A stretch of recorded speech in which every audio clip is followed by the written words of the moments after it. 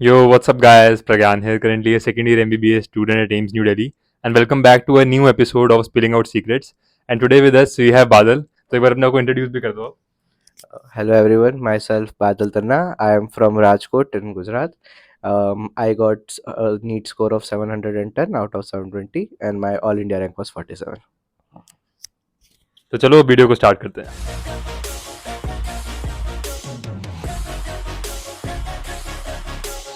अच्छा, अब next question है, how many full syllabus mock test you gave before the final exam? This question I would special like to address क्योंकि मेरी अभी juniors है बहुत पूछते हैं कि आपने कितने क्वेश्चंस प्रैक्टिस किए और कितने फुल सिलेबस टेस्ट दिए. अब मोस्टली एक कॉमन कंसेप्शन हो गया है कि जितने ज़्यादा टेस्ट दोगे उतने ज़्यादा मार्क्स आएंगे, क्योंकि वही है कि अगर 100 एग्ज़ाम्स दे दी तो फिर वही है कि क्वेश्चन रिपीट होंगे. बट इस वक्त मेरे सर ने एक बहुत अच्छी बात बताई थी कि जब 2019 के पहले जब एनटीए नहीं था, तो उस वक्त स्ट्रेटजी ये होती थी कि more the question you practice more the marks you get. But now it's entirely different. More you practice the NCERT more you get the marks. मतलब मैंने मेरे स्कूल में होती थी कुछ 15 मॉक टेस्ट हुई होगी लास्ट में, मतलब अप्रैल के मंथ में. और मैंने खुद से दी होंगी कुछ 5-6, और वो भी वही थे, नीट के क्वेश्चन पेपर उठा लिए थे. मतलब ओडिशा का पेपर होता है, फिर वो री नीट वाले पेपर होते हैं, वो सारे मैंने खुद से दिए थे क्योंकि उसके पीवाई के भी मतलब कम दिखते हैं. तो उसे ही मैंने फुल सिलेबस बना के दे दिया और बाकी स्कूल में जो वही हुआ वही. सो ऐसा नहीं है कि तुम 100 पेपर लगाओगे और तुम्हारी सक्सेस गारंटीड है, ऐसा अब नहीं है, पहले था.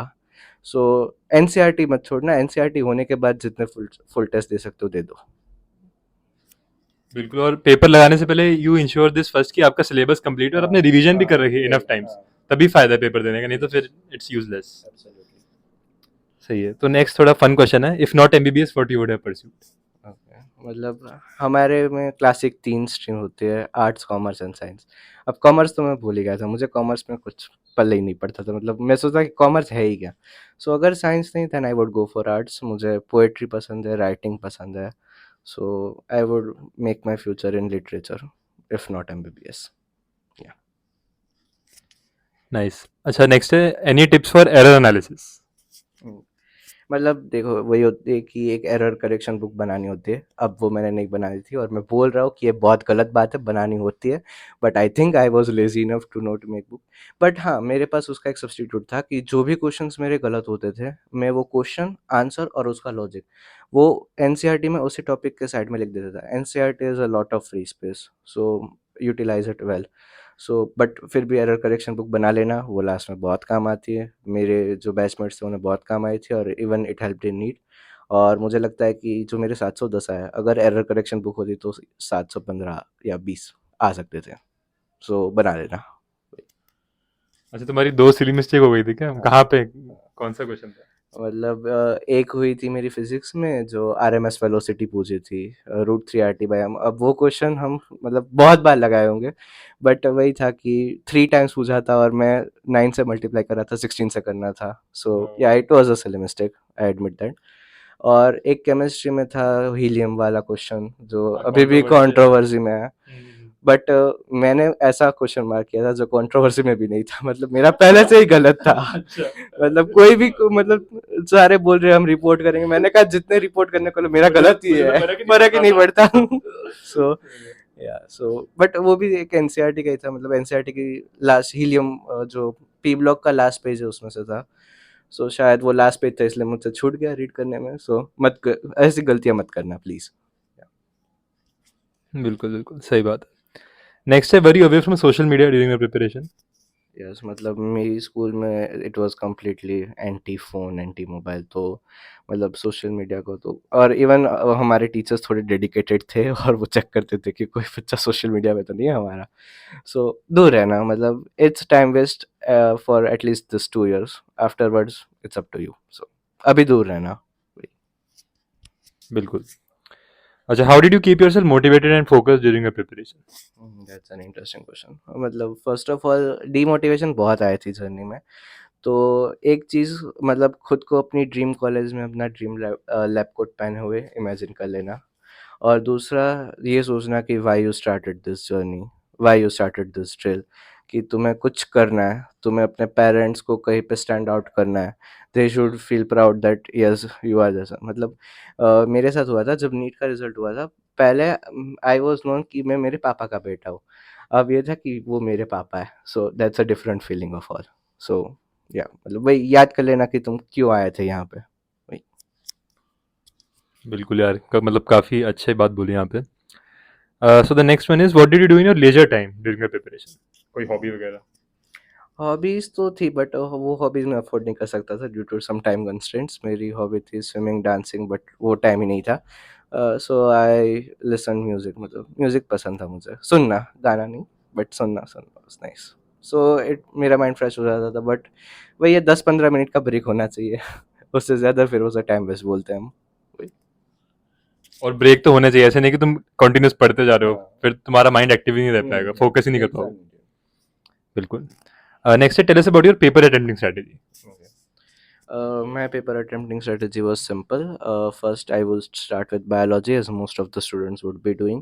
बायो छोटा होता है, रटा हुआ होता है, जल्दी हो जाता है, तो पहले बायो कर लेना क्योंकि it's half of paper with very less time, तो पहले वो कर लेना। Second, I used to do physics. अब फिजिक्स क्यों, क्योंकि केमिस्ट्री में ऑर्गेनिक इनऑर्गेनिक होता है, it's more similar to biology, तो तुम जल्दी जल्दी खत्म कर सकते हो।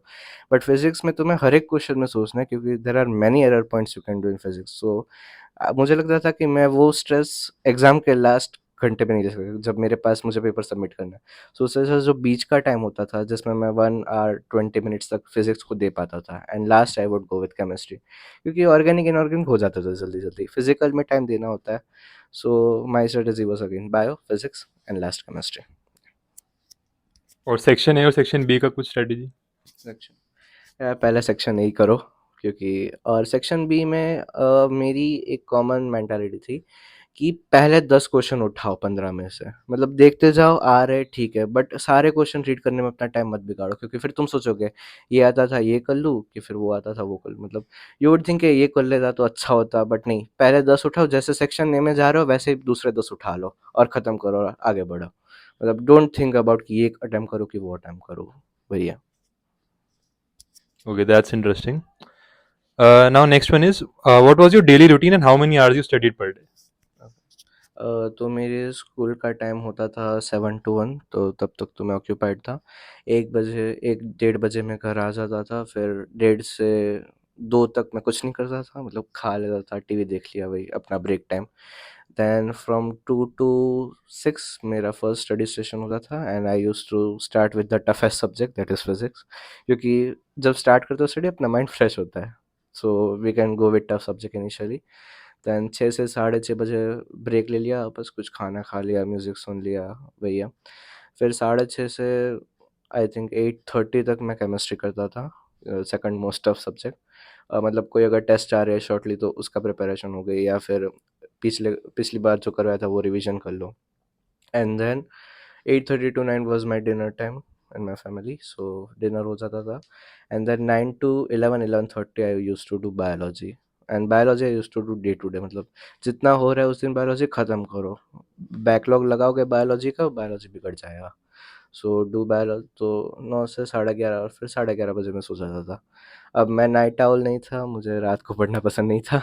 और इवन हमारे स्कूल में भी बताते थे कि सुबह-सुबह कॉस्मिक एनर्जीज़ होती है, और we had a concept of Brahma muhurta during morning, so I used to follow that. तो मैं 3 साढ़े 3 बजे उठ जाता था, and from 4 I used to study till 7, और वही कुछ पिछला बाकी रह गया था स्टडी शेड्यूल में से तो वो ख़त्म कर लेता था या फिर बायोलॉजी पढ़ लेता था। सुबह-सुबह मुझे फिज़िक्स पढ़ना पसंद नहीं था। वही। मतलब सुबह वो ये कि रटने वाले टॉपिक्स हाँ। करो, we are most active in the morning. Yes, absolutely. Nice nice. अच्छा, नेक्स्ट है कि did you prepare short notes? If yes तो उसकी क्या टेक्निक थी तुम्हारी? ओके। मतलब बायो में मुझे शॉर्ट नोट्स बनाने का कोई लॉजिक लगता नहीं था क्योंकि जितनी बार एनसीईआरटी रिवाइज करो उतने, मतलब शॉर्ट नोट्स में क्या होगा, तुम चीज़ें काट लोगे, मतलब एक पूरा सेंटेंस होगा उसे तुम आधी लाइन में लिख दोगे। अब एनसीईआरटी इतनी गंदी बुक है ना कि उसमें हर एक सेंटेंस में अगर काट दो तो कुछ मतलब चेंज हो जाता है और उससे स्टेटमेंट्स गलत हो जाते थे। तो बायो में तो मत करना, मतलब you do NCERT, NCERT is your short notes, long notes जो भी तुम मान लो, वही है। For physics and physical chemistry both मैं उसमें फॉर्मूला शीट बनाता था और उसमें साथ साथ में कुछ छोटे छोटे माइक्रो कॉन्सेप्ट्स है जो क्वेश्चन के टाइम याद होने चाहिए, तो वो मैं लिख लेता था। इनऑर्गेनिक भी वही है, बायो की तरह पूरे की पूरी रट लो। एटलीस्ट जब चैप्टर्स अभी कम हो गए, पी ब्लॉक पूरा हट चुका है, सो अभी तो तुम्हारे पास मतलब कोई शॉर्ट नोट्स का ऑप्शन नहीं है, रट लो पूरी इनऑर्गेनिक। और ऑर्गेनिक के लिए yeah I use to make short notes, उसमें बेसिकली जो मैकेनिज्म्स थी रिएक्शन की, वो कुछ ऑर्डर्स हो गए जैसे कि इंडक्टिव इफेक्ट का ऑर्डर था, priority order of IUPAC nomenclature, उनके लिए short notes were helpful to me. So सिर्फ ऑर्गेनिक में, हाँ। Okay, so the last question is interesting one. Describe your feelings on the result day and knowing that you are coming to AIMS Delhi. मतलब सब every NEET aspirant के लिए वो एक बहुत अच्छी फीलिंग होती है। अब मेरे मार्क्स जब स्टार्टिंग में मैंने काउंट किए थे, दे वर कमिंग आउट 695 700 के बीच में। तो जब लास्ट वाली आंसर की मतलब 2 आंसर की आई थी, एक इनिशियल और फाइनल। अब इनिशियल में एक बायो का क्वेश्चन था, वो गलत मतलब एनटीए के की के हिसाब से गलत था। मतलब मैंने सही किया था या नहीं वो भी अब मुझे डाउट हो रहा है, बट एनटीए के हिसाब से गलत आया था वो मेरा। So my marks will be coming 705। तो लास्ट तक टेंशन थी कि या तो 705 पे ही रह जाऊँगा या 710 होंगे। सो बट एनटीए वालों ने की एडिट करके 2 आंसर सही कर दिया and luckily I got it correctly. So on that day I was like मतलब खुशी का तो ठिकाना ही नहीं होता। पेरेंट्स भी रो रहे थे क्योंकि एनटीए की लिस्ट में नाम आना एक बहुत बड़ी बात थी और मेरे फैमिली में कोई नहीं था आज से पहले, मैं ही था। सो और फिर मतलब हाँ, वही है कि टीचर्स को फ़ोन कर रहा हूँ, फ्रेंड्स को फ़ोन कर रहा हूँ, रिलेटिव्स को फ़ोन कर रहा हूँ कि आ गया नीट का रिज़ल्ट, क्योंकि सब देख रहे थे कि that I was dedicated, so they were all awaiting my results कि क्या होने वाला है इसका। और या I couldn't sleep that night. रात को कुछ 9 साढ़े 9 बजे रिज़ल्ट आया था, तो हाँ, बट वही है कि नींद नहीं आती फिर, तो फिर पूरी रात वही नीट की बातें चल रही थी। So it was out of the world feeling for sure and it was completely worth the 2 years. या And that's definitely the best day for every NEET aspirant. Matlab, that is the day for which everyone is living for. Yes, absolutely. So now we come to an end to the academic questions. So guys, now comes the fun part of the video, that is the rapid fire. So Badal, are you ready? Yes, absolutely. अच्छा, next ये काफी interesting question है, complete the names of these chapters according to NCERT. तो क्या ready हो तुम? Yes. Okay, the first one is dash in food production. Strategies in food production. No, Dash in food production. There are two words. Strategies. और क्या हो सकता है? Microbes तो ह्यूमन वेलफेयर में था। स्ट्रेटजीज याद है मुझे। Strategy for enhancement in food production. Ray optics and dash. Optical instruments, ray optics. Correct. Biodiversity and dash. Human welfare. नहीं। Okay, biodiversity and conservation. हाँ, correct. Dual nature of dash. Dual nature of matter and radiation. हाँ, मतलब radiation and matter, correct. तो मतलब you scored well enough, 3 out of 4 you got correct. So guys, before we end this video, Badal, any final message for the viewers? हाँ यार, देखो मतलब तुम्हें जो भी चीज़ चाहिए लाइफ में उसके लिए कुछ चीज़ होती है। फर्स्ट ऑफ ऑल कंसिस्टेंसी रखो, दूसरा डेडिकेटेड रहो अपने गोल की तरफ, हार्ड वर्क तो मतलब करना ही होता है। और द लास्ट थिंग कि जो बहुत सारे स्टूडेंट्स अभी लैक कर रहे हैं, अपने टीचर्स पे भरोसा रखो, क्योंकि बहुत सारे प्लेटफॉर्म्स आ गए, बट तुम जितने फॉलो कर रहे हो बस उन्हीं को करो। एक बुक 4 बार करो, 4 बुक एक बार मत करो। या वही है। बिल्कुल, एब्सोल्युटली। तो I really hope guys that you got to learn a lot from Badal, and काफी इंटरेस्टिंग स्टोरी भी है इसकी कि how he crack NEET without coaching. So guys, that's it for the video. Don't forget to like, share and subscribe. Signing off, bye bye, and thank you Badal for coming on the channel. Thank you.